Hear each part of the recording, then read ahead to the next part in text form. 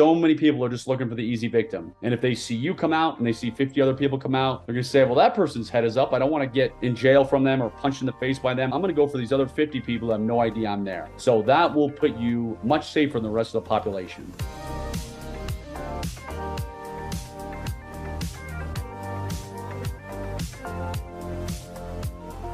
Welcome to another episode of Negotiate Your Best Life. I'm Rebecca Zung, and on today's episode of Negotiate Your Best Life, we've got a really thrilling episode. We are talking to a real-life former CIA officer and New York Times bestselling author of the book Spy Secrets That Can Save Your Life. Jason Hanson is really super fascinating. He has so many secrets of how you can actually save your life by just doing the smallest things and learning the smallest secrets, things that you would never have ever thought of, but you should definitely know. And we're going to dive into all of that today. So thank you so much for being here, Jason. I cannot wait to dive into this today. Good. Well, thank you for having me, Rebecca. I appreciate it. Thank you. So you've been a guest on like pretty much every show there is in the world. Today's Show, Rachel Ray, Dateline of all things, right? I mean, that like just say that and everybody sort of like gets scared, right? it's like oh my God.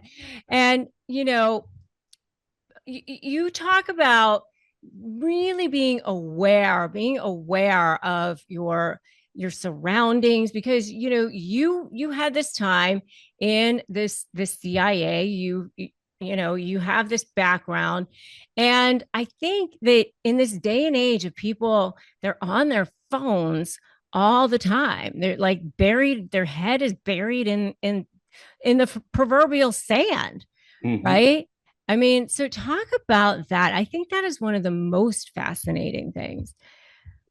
So let me tell you a quick story of how I was almost kidnapped once. So without telling you where I was somewhere in the world, and it was the early morning, and I was out walking to somewhere, and I saw these two guys. They were about 25 yards in front of me. They didn't match the baseline, which simply means they didn't blend in. They didn't look like they belonged. They weren't wearing clothes that matched the cultural clothing of the area. And as soon as they started getting a little closer to me, I look at these two guys. They look directly at me. They look at each other, and then they step apart, trying to force me to go right in between them. And as soon as I saw that, that's all I needed to know. I turned around, I took off running, and these two guys took off running after me. But when people are trying to kidnap me, I become very, very fast. Oh my God. I was able to outrun them. I found a hunker down site, a hunker down, and all was well. But the reason I tell that is imagine what would have happened to me if I was sitting there like this, typing on my cell phone, texting, having my head down. I would have walked right into those two guys, and then I would have had to fight my way out of it. And I'd much rather just be able to run away than have to get into hand-to-hand physical combat type of thing. So I get that most people aren't going to be kidnapped, but I can tell you from training thousands of people over the years in safety and survival is that when somebody is looking for a drug fix or looking for money or crackhead, whatever it might be, they go to their local Walmart, local Home Depot, whatever, and they say, who's going to be the easiest victim for me to rob right at this moment? And they watch everybody come out of Walmart. They watch everybody come out of Target. And once they find that easy victim, they follow to your car and they try and rob you or do something horrific. So if your head is up and you're scanning and you're looking around, that guy's going to say, well, she already spotted me or he already spotted me. I'm not going to go after them because I'm not going to be able to sneak up on them. But this day and age, it's so incredibly easy to sneak up on somebody because 99% of people aren't paying attention. So pay attention, and that'll put you head and shoulders above everybody else. Therefore, you're not chosen as somebody to become a victim, somebody to attack. Yeah, it's so scary. I mean, my daughter is at UC Davis right now, and just recently, I mean, it's a quiet little town outside of Sacramento. It's a great little bucolic town. You'd think nothing would ever happen there. It's super safe. And just recently, one of the students it turned out to be one of the students, but we didn't know that at the beginning.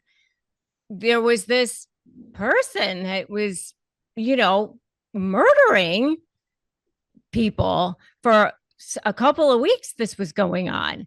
And you know, it was like you walking through the park, and the guy ended up killing two people, stabbing them, and then very nearly killing a third.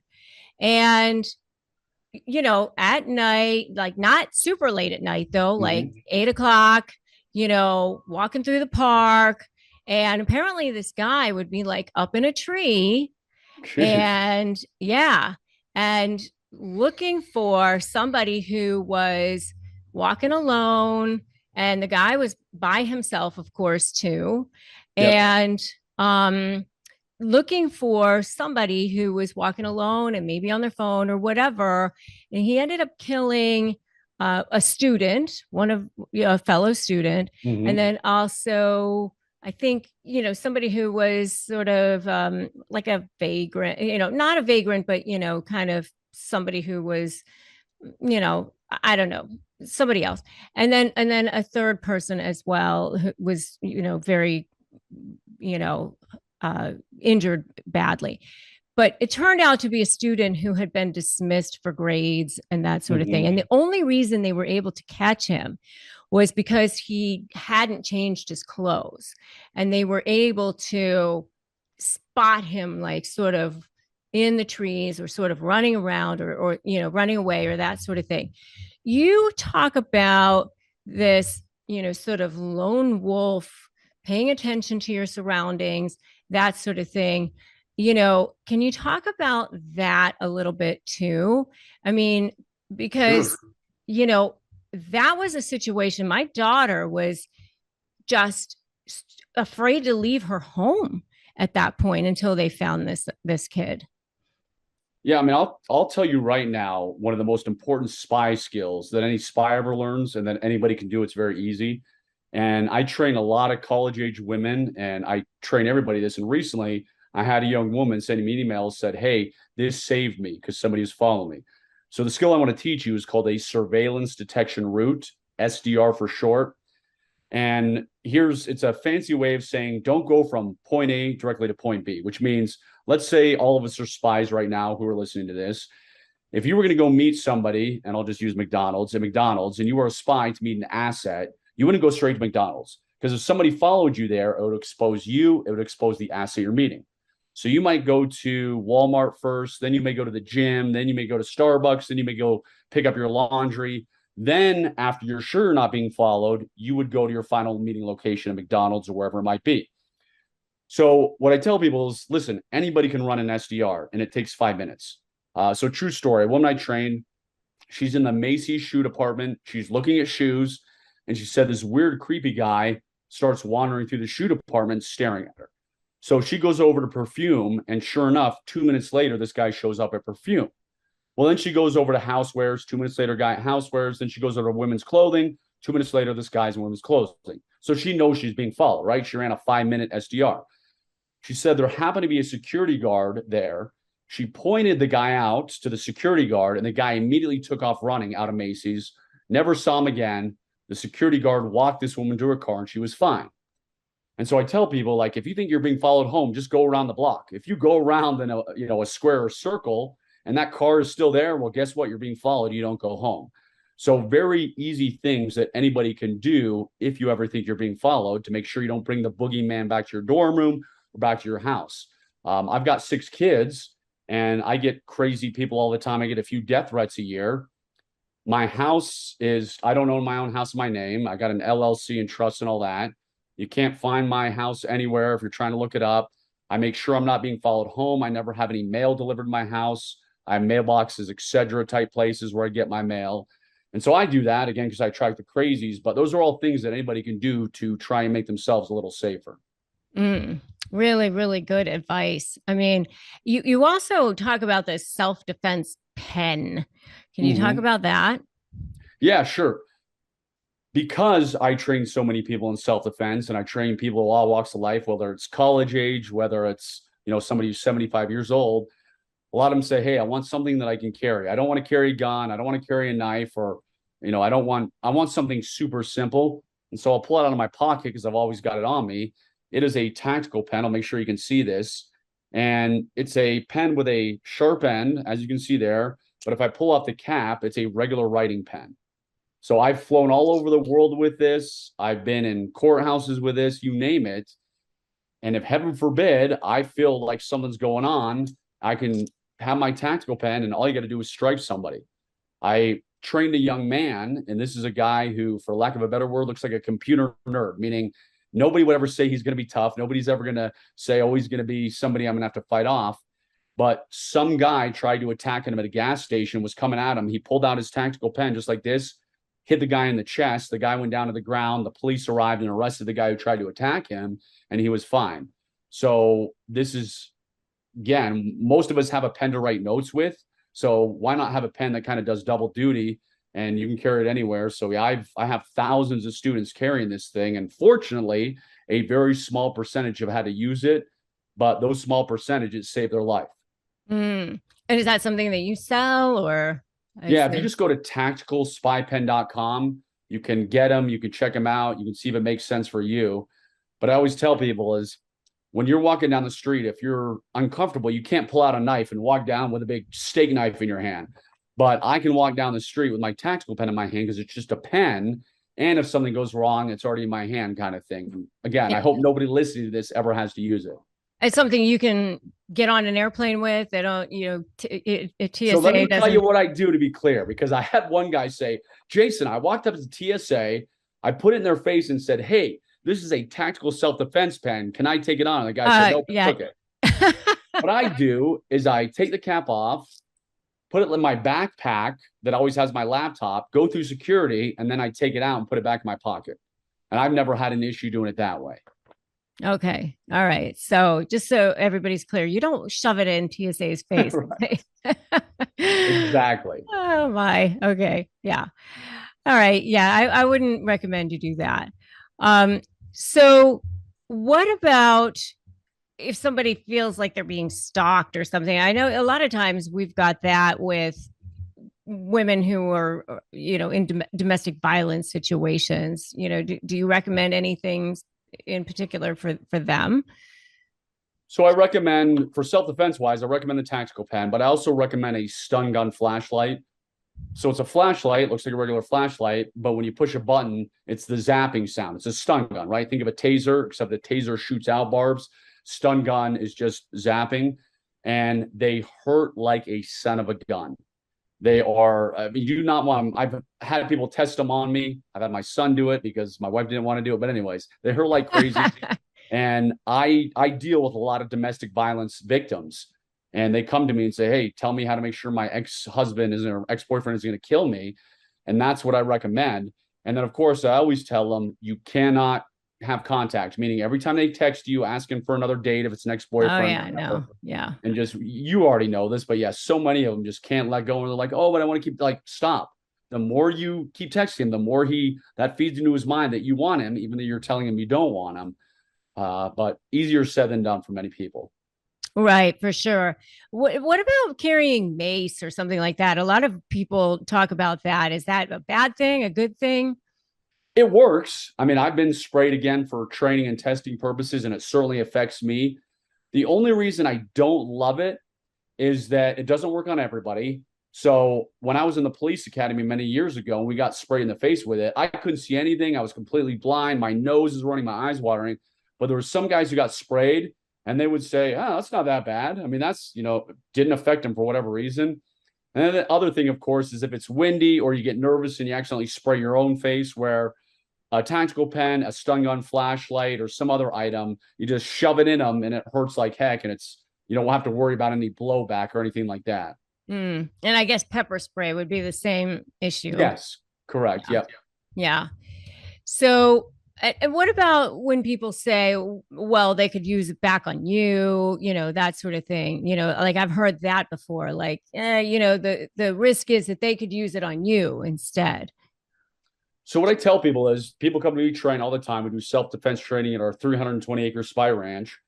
And I tell them right up front is when I was in the police academy, they said, listen, if you don't think you could shoot somebody, leave now because you may have to do it on your job. And I tell these people, I say, listen, if you don't think you could jab this in somebody's chest who's trying to kill you, like you're in the wrong place. And most of these people, unfortunately, have some kind of serious threat against them where they say, absolutely, I could do it. If John Doe, who is my ex-husband, comes at me, I have no problem defending my life. And that's what I always say is you don't have to worry about it getting taken away from you if you know you can use it. If you already have that mindset of, yes, I'm not going to be an easy victim. I'm going to stop them no matter what. So yeah, I have not run into that problem with people who come and train with me. Mm-hmm. Yeah. And how can you best criminal proof your home? What would be the first things that you would tell somebody to do for that? I would say there's a few things. And good news is it doesn't cost a fortune, doesn't take forever. One is obviously getting an alarm system. Put that alarm sign in the front yard. Because when criminals are casing a neighborhood, they're doing the same thing that crackhead does when he's out in front of Walmart saying, which house is going to be the easiest one for me to break into tonight? Which is you want the alarm sign, you want the alarm system, you want to have motion sensor lights. That way, all your doors and exterior and everything, if somebody goes there, they're lit up. You want to have cameras. I've got cameras all over my home type of thing. We know the Ring doorbell and other cameras. We can talk to them through it and all that kind of stuff. And then to make sure your door does not get kicked in, there's a lot of products out there on Amazon. One is called Night Lock, and it's basically, and there's all kinds again, just figure out what works for you. But it's a metal sheet that kind of slides like this right in front of your door. So if somebody tries to kick in your door, they can't. And I have one of these every night. It takes literally 5 seconds to slip it on at night. And so if somebody's trying to kick in your front door, it's going to be very, very difficult to get in, which gives you time to call police, get a weapon, escape through the back, or do whatever you want to do. Interesting. All right. Well, and then how about if somebody is trying to carjack you, how can you avoid being carjacked?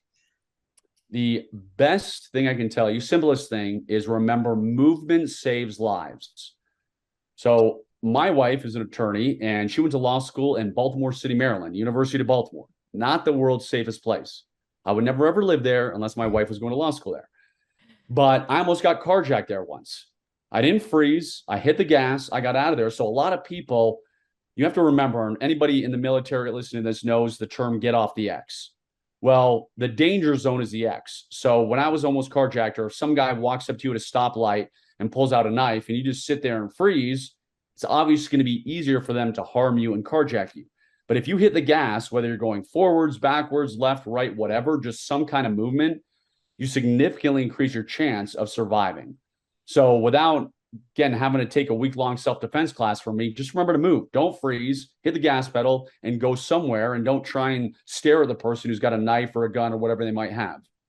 I think nowadays a lot of people are concerned about these mass shooters.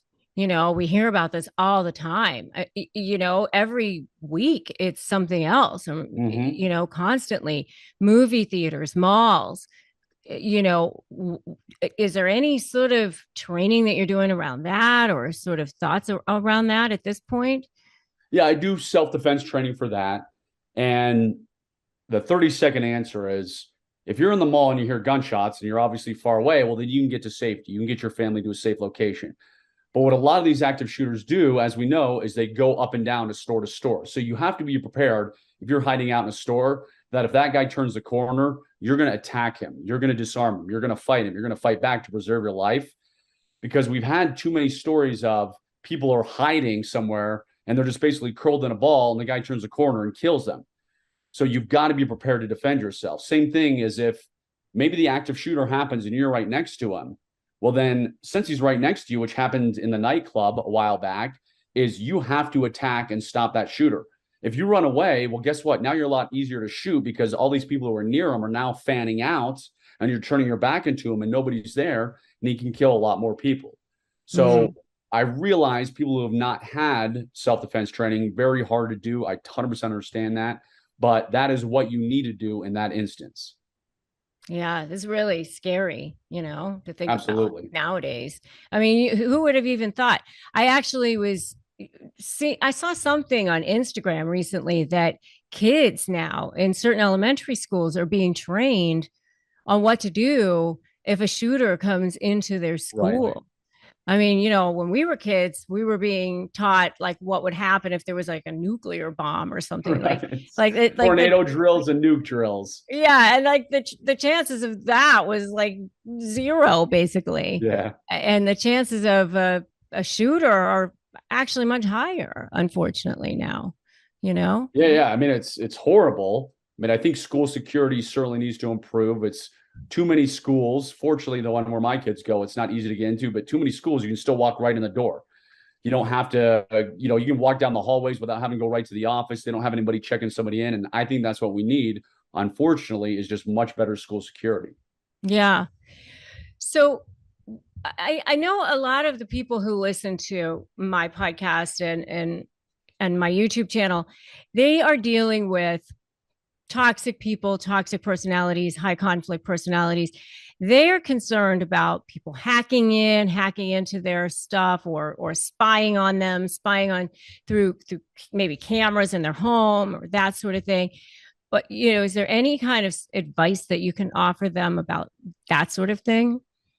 Yeah, I just had this because I have a client who said, hey, I think I have an ex-employee that might have bugged one of our work trucks. And it doesn't matter if it's a vehicle, it doesn't matter if it's a car, or excuse me, a car, if it doesn't matter if it's a house or room. The first and the easiest thing to do is just look and feel, the fingertip test. So run your fingertips all around. Does anything not look right? Does anything stand out? Are there scratches on the CD player because they removed it? Or again, you just to hire someone like me or somebody else to come in and bug sweep your house costs thousands and thousands of dollars. And when you go on Amazon or someplace else and you see a bug sweeper for $50, it ain't going to do nothing. I promise you that. So what I always tell people is, listen, for your case, depending on what the threat is, you don't want to hire me. You don't want to have to pay me all that money. Is just go around where you think they have bugged you and have a flashlight and just look at everything. Because the majority of the time when I'm working with someone, the ex-husband or ex-whomever is not a mastermind, and they're pretty foolish the way they place these cameras, and it's not hard to find. So just take the time and turn off the lights, see if anything reflects off. Does anything look new? Does anything not add up? And a lot of times, this is an agency trick, is we would put stuff in something, meaning it was the old Trojan horse, like, hey, I know you really wanted this painting of John Doe. I got you this painting, you hang it up on the wall. There's a listening device in the painting type of thing. So be careful of gifts anybody gives you. I always do that because you don't know if there's a listening device or a bug in the gift. Interesting. Interesting.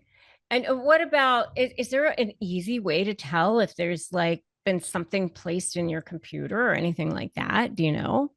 Well, yes and no. Meaning, how old is your computer? How much junk have you put on there? Is it slow? I mean, if it's a brand new computer and going slow and you're getting all these weird pop-ups and you didn't look at all these sites that are showing, well, clearly someone's been on there. But that goes back to also hire a professional, because you can, again, but tell by what I just said is if it doesn't add up. But if you're not sure, like, oh, my computer's 5 years old and it is running slow, but I think my spouse is on it and I'm not seeing that many pop-ups. There are so many wonderful professionals in this country that we live in, is take it to them, because a lot of depending on how high the threat is and how good they are, a lot of these traditional virus scanners aren't going to find it. They're going to be able to bypass that. And I always say, listen, if it is really, really, worst case scenario, just dump the computer. I mean, if you are that terrified and it's that serious a threat, buy a new cell phone, buy a new computer. They're affordable enough these days that it's actually cheaper to dump your computer and your cell phone than to hire me or someone like me and bring me in to do a sweep and check it out ourselves. Yeah, that's definitely true. Okay, so how can you spot when people are lying to you? There are a few different ways. It's a lot easier than people think. You don't have to go get polygraphed or work for the CIA. It's not a polygraph like when I joined the agency and all that stuff. But I'll just tell you one of the ways right now, and I call it pay attention to the first 3 to 5 seconds. As human beings, we're not born liars. We're not good liars. So our brain has to take time to think of a lie. And I'll give you 2 examples. When I'm hiring somebody for my company, I will say, and this comes out of left field, after you have baselined them, which means you've just gotten to know them, their normal mannerisms. So if somebody were sitting to me looking for a job, I'd say, hey, where are you from? What are your hobbies? What do you like to do? How's the weather today? That normal stuff. And then totally out of left field, I will say, tell me the last time you stole something. Most people will be immediate off the bat. Oh, I stole a Snickers from the supermarket in sixth grade. Or when I was in high school, I stole money from my parents' wallet. People who are lying and be dishonest will get a deer in the headlights look on their face, and they'll be like, they're trying to buy time because they didn't see it coming. True story. One time I'm doing this and I say, tell me last time you stole something. And a woman who was trying to get a job with me gets nervous, starts stuttering. And I say, hey, don't worry about it. We've all stole something. Everybody's human when we were kids or whatever, or who knows. And she said, well, actually, my last job I was at, it was a bookkeeping service, and I stole a ton of office supplies. And I was going to set up a competing bookkeeping service. But then I decided I didn't want to do that. So I'm here for a job now. I didn't hire that woman. I guess not. Oh my gosh. But it works. Like, whatever you want to know is make them feel comfortable. Same thing. I don't hire people who do drugs in my company. And I realize marijuana is legal in a lot of states. But I'll say, tell me last time you did drugs. Most people are like, oh, I smoked weed in college, whatever. I had a guy one time, nervous in the face, stuttering, and then finally came out and said, well, I do hard drugs on the weekends, but I never do it during the week. So it won't affect my work. I only do it on the weekends. I didn't hire that guy either. Oh my gosh. Interesting. So you look for a hesitation. Yep. I'm looking for a not normal human behavior, kind of a nervousness in the face and hesitation, because if you're being honest, it's an immediate reaction. If I say, hey, Rebecca, are you really a lawyer? You're not going to pause and be like, you're going to say, yeah, of course I am. Yeah. So when we're being honest, it just comes right out quickly. Florida bar number 326-940. All right. So tell me, is there anything more that you would definitely want people to know? Is there something that you think, gosh, there's something that people absolutely need to know? Put me on the spot. I mean, there's a million things. I think the very first thing we started this interview off was hit it on the head. It's just situational awareness, having your head up, because so many people are just looking for the easy victim. And if they see you come out and they see 50 other people come out, they're going to say, well, that person's head is up. I don't want to get in jail from them or punched in the face by them. I'm going to go for these other 50 people that have no idea I'm there. So that will put you much safer than the rest of the population. Yeah, one of my daughter's best friends actually just broke her ankle walking down the stairs texting. I would say she's young, though. She's going to heal quickly. So yes, this is true, but it's a good lesson. Yes, it is. So where can people find out more about you? This is so fascinating. I feel like I could talk to you all day. This is like thank you. Huge font of information. You can go to YouTube and I was going to say Google, but go to YouTube and search Jason Hanson plus CIA. They can find me there, or Spy Secrets Can Save Your Life is my New York Times bestselling book, and Amazon, wherever else. Yeah. I mean, we're going to definitely put links to all this stuff in the, in the description in YouTube, and obviously in the show notes for the podcast as well. But I mean, honestly, so fascinating. Go get his book, go listen to his YouTube channel, go subscribe, follow him on everywhere he is. I mean, really, really, really fascinating guy. So thank you so much. Really, really, really great.